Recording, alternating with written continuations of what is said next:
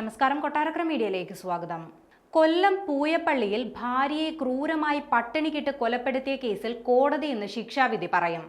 കരുനാഗപ്പള്ളി സ്വദേശി തുഷാരയുടെ മരണത്തിൽ ഭർത്താവ് ചന്തുലാലും അമ്മ ഗീതാലാലിയും കുറ്റക്കാരാണെന്ന് കൊല്ലം അഡീഷണൽ ജില്ലാ ജഡ്ജി വിധിച്ചിരുന്നു. ഇതേ തുടർന്നാണ് കേസിൽ പ്രതികൾക്കിന്ന് ശിക്ഷ വിധിക്കുന്നത്.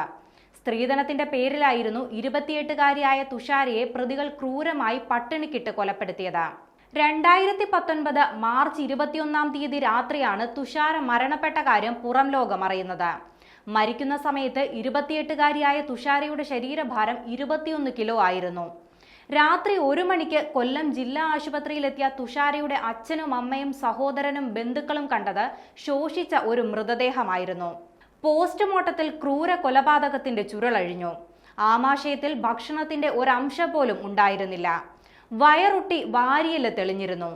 2013-ലായിരുന്നു കരുനാഗപ്പള്ളി സ്വദേശി തുഷാരയുടെയും പൂയപ്പള്ളി ചാരുവിള വീട്ടിൽ ചന്തുലാലിന്റെയും വിവാഹം കഴിഞ്ഞ് 3-ാം മാസം മുതൽ തുഷാരയ്ക്ക് സ്ത്രീധനത്തിന്റെ പേരിൽ ക്രൂര പീഡനമായിരുന്നു ഭർത്താവിന്റെയും ഭർതൃകുടുംബത്തിന്റെയും ഭാഗത്തുനിന്ന് നേരിടേണ്ടി വന്നത്.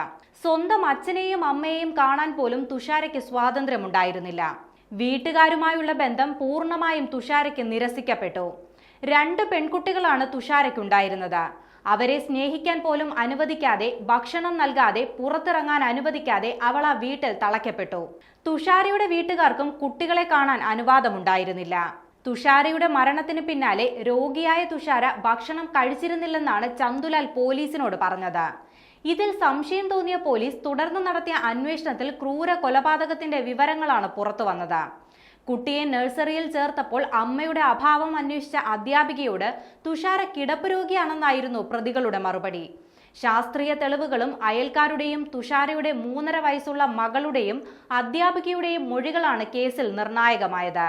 ഭർത്താവും ഭർതൃമാതാവും തുഷാരയെ സ്ഥിരമായി മർദ്ദിക്കാറുണ്ടായിരുന്നുവെന്നാണ് സമീപവാസികൾ അന്ന് പോലീസിനോടും മാധ്യമങ്ങളോടും പറഞ്ഞത്.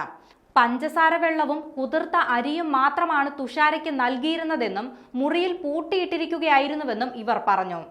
5.5 വർഷം നീണ്ട ശാരീരികവും മാനസികവുമായ പീഡനത്തിനൊടുവിലാണ് തുഷാര മരണത്തിന് കീഴടങ്ങിയത്.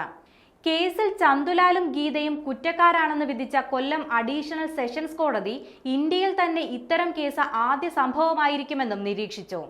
കൊലപാതകം, സ്ത്രീധന പീഡനം, അന്യായമായി തടങ്കലിൽ വെക്കൽ തുടങ്ങിയ കുറ്റങ്ങളാണ് പ്രതികൾക്കെതിരെ ചുമത്തിയിട്ടുള്ളത്.